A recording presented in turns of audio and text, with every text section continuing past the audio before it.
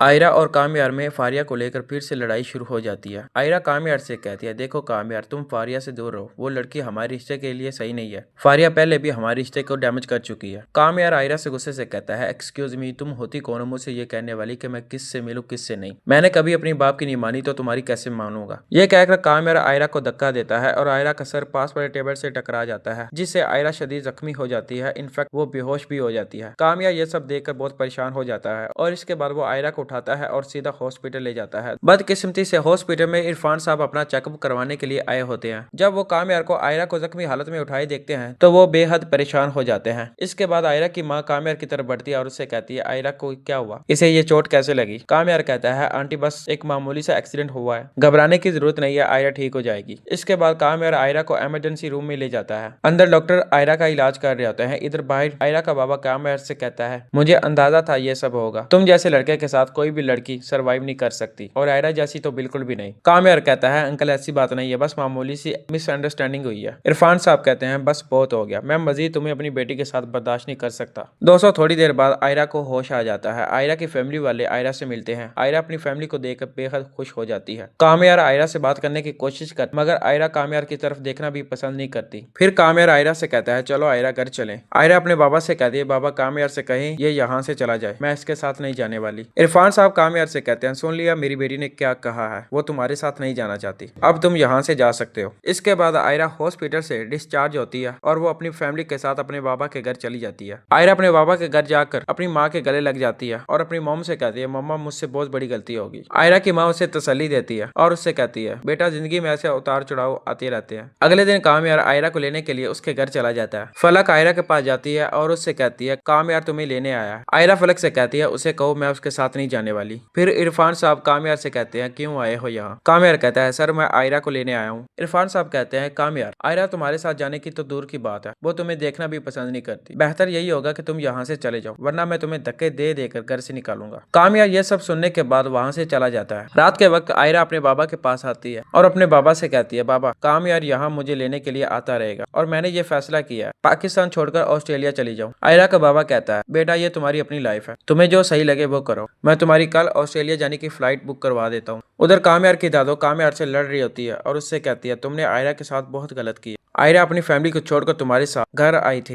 कामयार कहता है, दादो मैं अपने किए पे शर्मिंदा हूँ, मैं सब पहले जैसा करना चाहता हूँ। कामयार की दादो कहती है, आयरा तुमसे नाराज है, जाओ उसके घर और उसे मनाकर यहाँ लाओ। दोस्तों इधर से कामयार आयरा को लेने के लिए उसके घर आ रहा होता है और उधर दूसरी तरफ आयरा ऑस्ट्रेलिया जाने के लिए अपना सामान पैक कर रही होती है। इनफैक्ट आयरा की फैमिली वाले तो आयरा को एयरपोर्ट पर छोड़कर आ जाते हैं। इसके बाद कामयार आयरा के घर आता है मगर आयरा वहाँ मौजूद नहीं होती। फलक कामयार से कहती है, क्यों आए हो यहाँ। कामयार कहता है, मैं आयरा को लेने आया हूँ, मैं मानता हूँ मुझसे बहुत बड़ी गलती हुई मगर अब मैं अपनी गलती सुधारना चाहता हूँ। फलक कहती है, आयरा घर नहीं है, वो पाकिस्तान छोड़कर ऑस्ट्रेलिया जा रही है और उसकी फ्लाइट भी रेडी है, अगर तुम्हें वाकई ही अपनी गलती का एहसास हो गया है तो जाओ उसे रोक लो। दोस्तों कामयार तेजी से अपनी गाड़ी निकालता है और सीधा एयरपोर्ट की तरफ चला जाता है। इधर आयरा अपना सामान उठाती है और अपनी फ्लाइट की तरफ बढ़ती है। पीछे से कामयार एयरपोर्ट पर पहुंच जाता है और वह पीछे से आयरा को आवाज देता है। आयरा कामयार के कहने पर रुक जाती है। कामयार कान पकड़कर आयरा के सामने अपोलोजाइज करता है और उससे वादा करता है कि वो कभी भी उसकी आंखों में आंसू नहीं आने देगा। दोस्तों आयरा भी कामयार के सामने पिघल जाती है और वो कामयार की सारी खताओं को माफ कर देती है और उसके साथ जाने के लिए रजामंद हो जाती है। इस ड्रामे की नेक्स्ट प्रेडिक्शन जानने के लिए हमारे चैनल को सब्सक्राइब करें और वीडियो को लाइक करना ना भूलें।